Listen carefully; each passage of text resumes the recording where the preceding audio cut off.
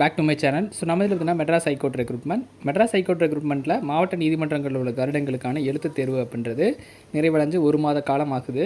So அதற்கப்புறமா நமக்கு examination முடிச்சு ஒரு 3 டேஸ்லேயே வந்து ஆன்சர் கீஸ் வந்து பப்ளிஷ் பண்ணியிருந்தாங்க. அதற்கப்புறமா இப்போ வந்து அடுத்தது ஃபைனல் ஆன்சர் கீஸ் அப்படின்றது வந்து பப்ளிஷ் பண்ணுவாங்க. ஸோ இந்த ஃபைனல் ஆன்சர் கீஸ் பப்ளிஷ் பண்ணதுக்கப்புறம் எழுத்து தேர்வுடைய மதிப்பெண்கள், அதற்கப்புறமா வந்து செலெக்ஷன் லிஸ்ட், அடுத்த ரவுண்டுக்கான செலெக்ஷன் லிஸ்ட் அப்படின்றது வந்து இஷ்யூ பண்ணுவாங்க. ஸோ தொடர்ந்து வந்து அதற்கான பணிகள் அப்படின்றது வந்து நடந்துகிட்ருக்கு. ஸோ நம்ம இந்த மாதத்துக்குள்ளே வந்து கண்டிப்பாக நம்ம இதற்கான முழு அப்டேட், அடுத்த கட்ட தேர்வுக்கான அப்டேட் வந்து எக்ஸ்பெக்ட் பண்ணலாம்.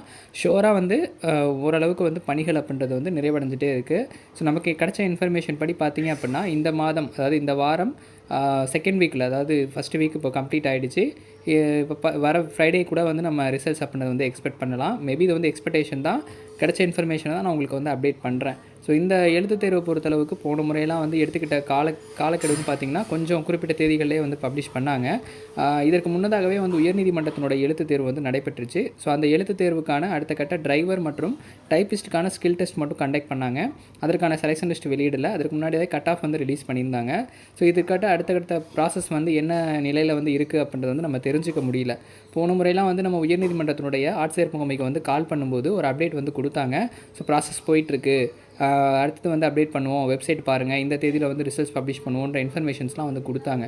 ஸோ இந்த முறை அது எதுவுமே வந்து எக்ஸ்பெக்ட் பண்ண முடியல. நம்ம கான்டாக்ட் பண்ணோம் அப்படின்னா வெப்சைட்ஸை பாருங்கள், அதில் தான் அப்டேட் பண்ணுவோன்ற மாதிரி இன்ஃபர்மேஷன் தொடர்ந்து வந்து கொடுத்துட்டே இருக்காங்க.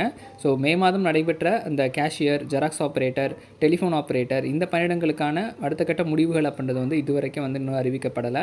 ஸோ அதை எப்போ வந்து அப்டேட் பண்ணுவாங்கன்றதும் எதிர்பார்ப்பு இல்லாமல் இருக்குது. ஸோ டிஎன்பிஎஸ்சி மாதிரியான போட்டித் தேர்வு ஆணையங்கள் தான் வந்து கொஞ்சம் தேர்வு முடிவுகளை வந்து காலதாமதம் பண்ணிகிட்டு இருந்தாங்க.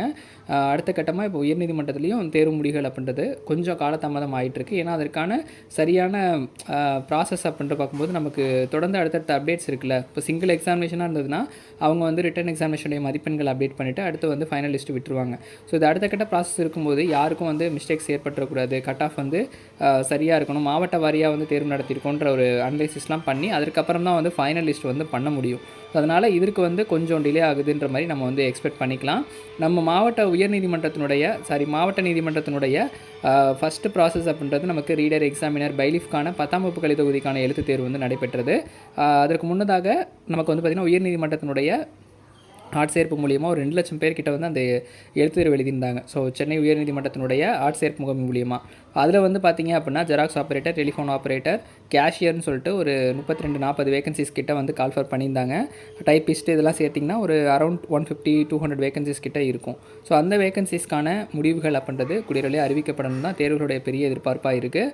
நம்ம தொடர்ந்து வந்து ஃபாலோ பண்ணிகிட்டே இருக்கோம். எப்போ அப்டேட் கிடைச்சாலும் நம்ம சேனலை வந்து அப்டேட் பண்ணுறேன். அதுக்கு முன்னதாக வந்து உயர்நீதிமன்றத்தினுடைய ஆட்சேர்ப்பு மூலியமாக வந்து விசி ஹோஸ்ட் அப்படின்னு சொல்லிட்டு ஒரு பணியிடத்துக்கான அறிவிப்பு வந்து கொடுத்துருக்காங்க. அதை வந்து நம்ம இதுக்கான ஸ்டடி மெட்டீரியல் அப்படின்றது நம்மக்கிட்ட அவைலபிளாக இருக்குது. டிஸ்கிரிப்ஷனில் டீலர்ஸ் வந்து தரேன், பார்த்துட்டு நீங்கள் ஸ்டடி மெட்டீரியல் பர்ச்சேஸ் பண்ணிக்கலாம். நன்றி, வணக்கம்.